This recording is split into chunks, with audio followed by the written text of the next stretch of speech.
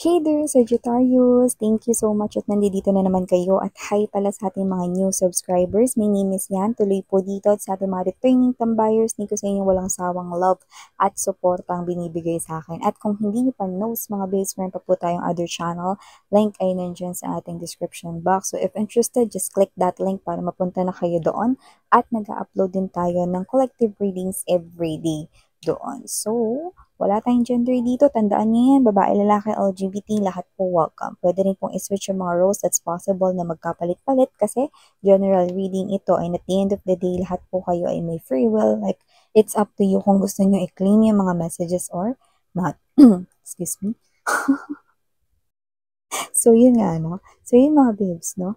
And also, kung may cross-watchers dito si Saji, welcome ka din. At kung may Sagittarius placement sa kanilang natal or birth chart, welcome din kayo. Just take how this resonates. Let's see. Archangel Michael, thank you so much. Together with the angel guides. Can we get messages for Sagittarius, please? What the Sagittarius needs to know? Mga mensahe para kay Sagittarius. Can you please show me? Messages for Sagittarius, please. What the Sagittarius needs to know. Saggy.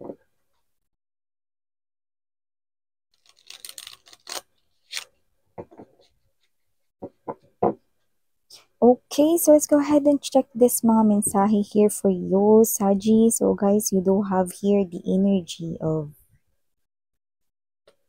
Hierophant energy. Seven of Wands. Nine of Cups.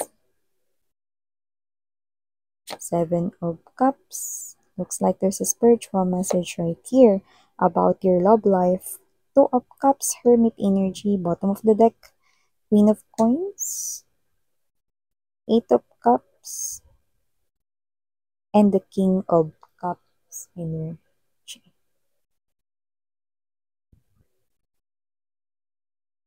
So, Saji, ay nakikita ko rito na mukhang may makikilala ka rito, no? Na kilala mo na siya, okay? Mas makikilala mo kung sino siya, no? At yung feelings niya for you because this person will definitely process from the place of love for you. Nakikita ko na posibleng mas maging close kayo dahil dedepensahan ka niya rito, no? With the Seven of Wands energy, no? This person here could be keeping this a secret. He or she is pwedeng in love na siya sa inyo matagal na. Could be your coworker right here, no? Could be someone here, no? Na around you na, no? Na matagal nang nasa life mo. Pwede rin naman a friend, no? Could be a katrabaho rin or workmate, no? But this person right here, no? Pwedeng hindi kayo ganun ka-close. Okay, nag-uusap, pero ganun-ganun lang, no? Pero nakita ko rito that this person here will not just sit down and watch you na pwedeng inaaway lang dito, no? Or parang ginagambala kayo, no? This person right here will definitely defend you. So, nakita ko dito na anumang klase yan, this person here will definitely, siya yung nakikita kong ipagtatanggol niya kayo rito. Okay? So, there will be a situation right here or incident, no? Might be inside the office, okay? Or might be inside the place, okay? Kung saan parehas kayong nandoon, no? Nakikita ko rito, no? Na magugulat ka. And for some reason, no? Papangiti ka rin dito kasi nga hindi naman kayo ganun ka-close. Pero bakit niya kaya yung ginawa? Yun nga. Eh, gusto nga kasi siya sa'yo. Yan, no? So, baka dahil doon, posibleng maging crush mo na siya, no? Pero yun nga mga babes, no, wala kang kaalam-alam na mas nauna na pala yung tao niyan na nagkagusto sa'yo. So, nakikita ko dito mga babes no, na posible talaga, no, na makumbinsi ang inyo ritong love cells, no, na mabuhay dyan sa inyong katawan, no, yan ang dumadaloy na love cells ninyo, no, ay posibleng magsibuhay, no, dahil nakakakilig na merong isang person dito na hindi naman kayo ganun ka-close, no, pero pinagtatanggol or ipinagtanggol kayo. Taray. So, nakita ko dito mga babes, no, na siya yung klase ng energy na hindi siya maluho, pero pagdating sa pagkain, no, tsaka may energy siya na hindi siya yung chubby or mataba, ha, parang ano siya, baka gano'n talaga yung katawan niya 'no, pero nakikita ko dito 'pag pagkain talaga ta's nag-crave siya sa pagkain, yun. Pero hindi siya yung as in maluho na kunwari may mga bagong labas na model ng phone 'no, bibili siya agad ganyan or may labas na bagong Jordan, mga ganyan. Wala pa akong endorsements. Pero yun nga 'no, hindi ko nakikita na maluho siya, pero pagdating sa food mukhang siya ay foodie 'no, pero hindi tabain 'no, may gano'n. Puwedeng unique clue para sa ating mga viewers diyan 'no. So maliban diyan nakakita rin ako ng energy rito 'no na, siya ay puwede mo na talaga 'no, na maging ayan 'no, asawa, future spouse, because I'm seeing that this person right here, no, kagaya ng sinabi ko, matagal na rin naman siyang may gusto sa inyo. So, nakikita ko rito that you're gonna build this strong foundation, no, sa tao na to na posibleng magkaroon din kayo ng family, no. For some reason, nakikita ko, no, na maaaring yung tao na yun ay nagtataglay ng katangian ng isang Taurus. Doesn't have to be na Taurus lang ang kanyang zodiac sign, pero pwede rin at posible na siya ay isang Taurus or baka meron siyang Taurus placement sa kanyang birth chart, no? Pero, pwede rin kahit na ano ang kanyang zodiac sign, no? Isa lang ang sinasabi rito, no? Tinataglay niya rito ang pagiging masipag, no? At ang pagiging isang faithful ng isang Taurus, you know? So, yun na nakikita ko na kanyang nature. So, nakikita ko rito na magiging kontento ka sa kanya at nakikita ko rito na magiging panatag ka, no? Like, kahit mag-OT siya, totoong OT talaga yon, no? At nakikita ko rito na makikita mo that this person right here will be faithful sa'yo, Sagittarius. Wow! So, maliban diyan nakakita rin ako ng energy dito mga babes na posibleng meron dito na kailangan mong i-check ng maigi.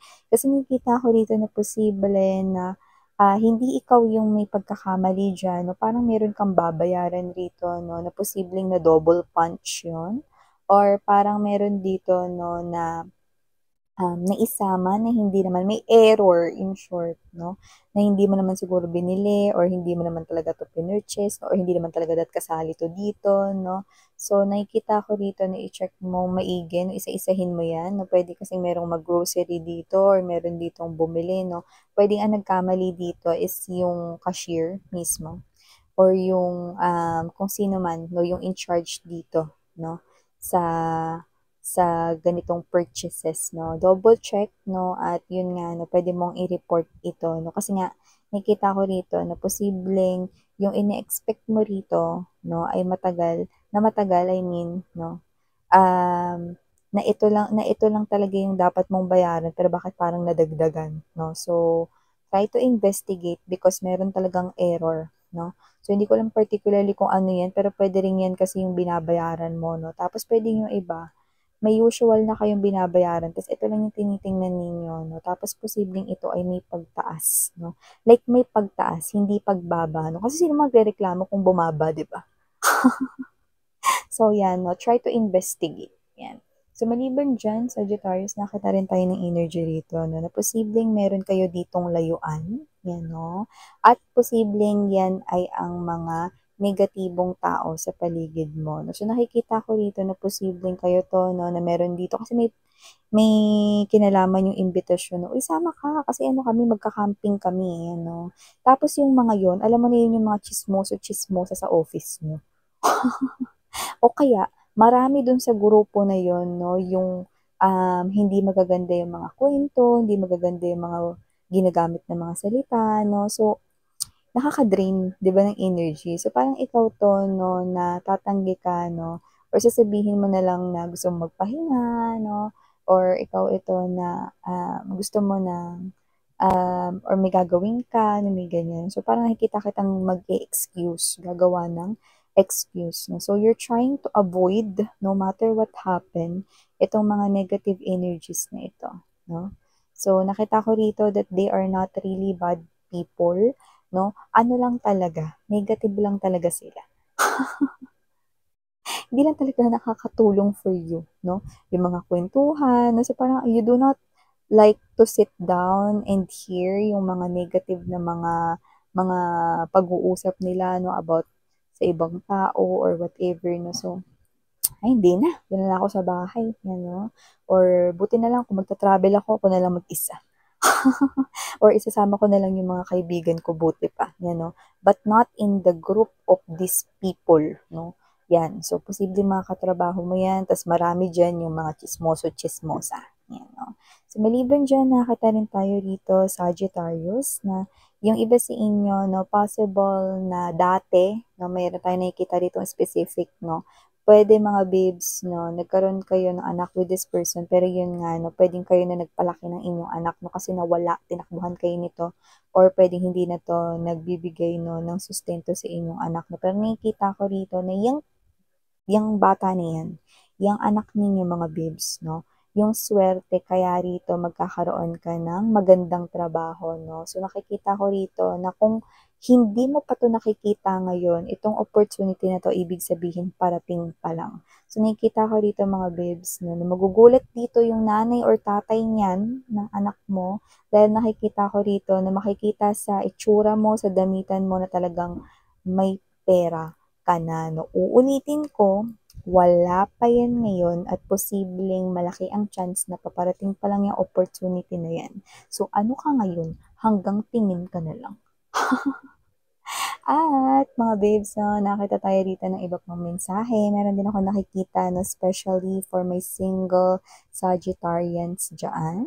Meron tayong nakikita rito someone here, no, na iba pa to miss yan dun sa kaninang binanggit mo na magtatanggol sa akin. Oo, iba pa to, no? So, meron ditong energy ng iba naman natin ditong single Sagittarians. Yan, babanggitin ko yung Taurus, no? Baka ito ay may Taurus placements, no? Pero pwede rin naman kahit anong zodiac sign niya, no? Pero, this man right here gives me the wealthy vibe.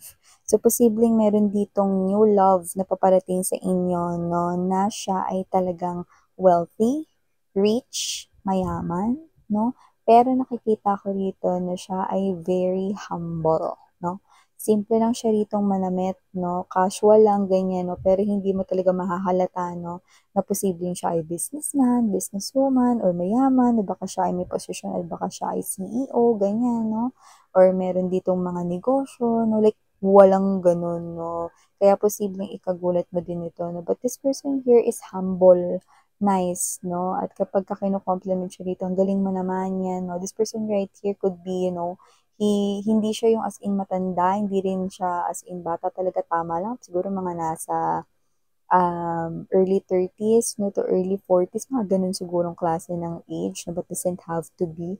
Pero, yung energy niya kasi rito, no, is may mga na-achieve na siya, successful siya rito, no, at itong pinag-uusapan na to ay walang iba, kundi ang bagong magiging kanyang relationship mo. So, para, so plain these messages right here, Sagittarius. Thank you so much again, I'm Miriana.